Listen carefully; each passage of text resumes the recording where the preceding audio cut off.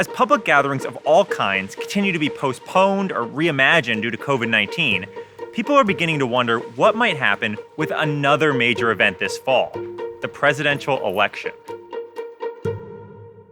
We've got answers to 4 big questions you may be asking about how to vote during a pandemic. Question number 1, why can't we vote online? So there are a couple reasons why we can't vote over the internet, but the biggest reason is security. The internet is inherently vulnerable. Now you might be thinking, I bank, I shop over the internet, why can't I vote online?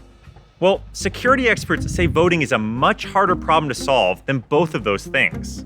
Because banks can bake in fraud to their cost of doing business. They eat millions of dollars every year and just recoup it in fees. Elections can't work that way. The biggest problem is that people's confidence in our federal elections has been trending downward. A group of political scientists found that over the past 2 decades, people's faith that the national vote tally is counted accurately has been cut in half. Moving the process online could also make people more skeptical of the results. If the country went digital, it would open itself up to accusations of hacking or malfunctions, even if things go well. At some point in the future, we may have an internet voting option, just not in 2020. America does have another option, though: vote by mail. Which brings us to our second question. Is there any work being done on a national mail-in voting plan, or is it being left to the states? Like all other voting issues, this one is being left to the states and local jurisdictions to figure out. Currently, all states provide some means for voters to request a ballot by mail. There are even 5 states that conduct their elections entirely by mail. In these states, every registered voter is automatically mailed a ballot. However, many states have made it easier to vote by mail in response to the pandemic. Some states may mail a ballot to every registered voter. Some may send absentee ballot request forms to every voter and ask them to send it back before sending them a ballot. And some may just relax some restrictions on who's able to vote by mail. However, there are 2 major barriers to the vote by mail option. The first is logistical. Some states are set up to mail out and count only 5 or 10% of their ballots. It's not as easy as flipping a switch. You need to buy a lot more paper, buy new scanners, update the address information for all of your voters, and then you need to educate those voters on the new ways to vote. Even if you do pass all of those logistical hurdles, the second hurdle to vote by mail is political. Voting by mail has only just recently become a partisan issue, but measures that make voting easier have been partisan for decades now. Republicans have long been using the argument of voter fraud to crack down on many policies that make voting easier. Voter fraud is a serious problem in this country. There's another big issue that President Trump and I have both been concerned about: voter fraud.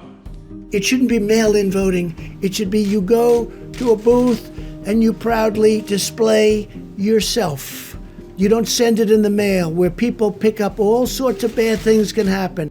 They've really jumped on this because fraud is slightly more prevalent with mail ballots than with in-person voting.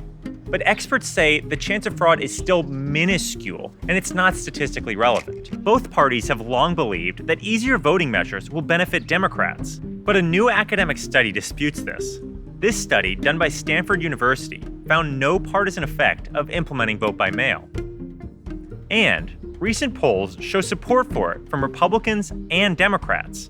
In fact, a recent Pew Research Center poll showed that 87% of Democrats and 49% of Republicans are in favor of allowing any voter to vote by mail. So if most people are in favor of voting by mail, it's up to the government to change the election system. Which takes us to our third question: who can change voting laws during a crisis? It's important to remember that almost everything related to elections is governed by the states and not the federal government. This means there are really 50 different answers to this question, depending on the different state laws. When it comes to election emergencies, some state election officials can change local election dates and adjust the locations of polling places.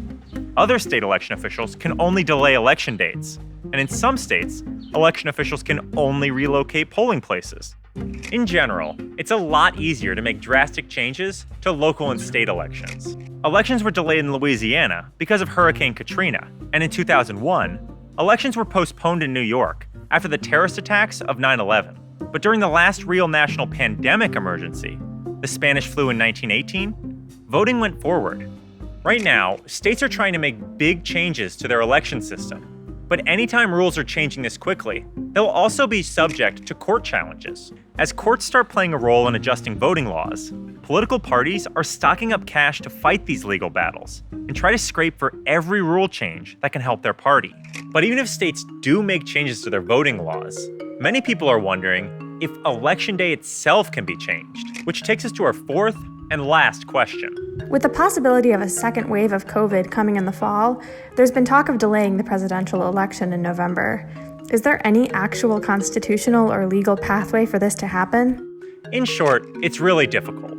A president can't cancel or delay an election using executive authority. The November general election date is set by a federal law that was enacted and approved by Congress in 1845. To change it would mean introducing legislation that's approved by both houses of Congress, signed by the president, and still stands after being subject to rigorous challenges in the courts. In other words, the government would have to make a bipartisan agreement. In other words, it's not going to happen. Even if you could change the election date, experts say it's not clear that you could even pick one in the near future that would work. During a pandemic, the problem might actually be worse in a week, or 2 weeks, or a month.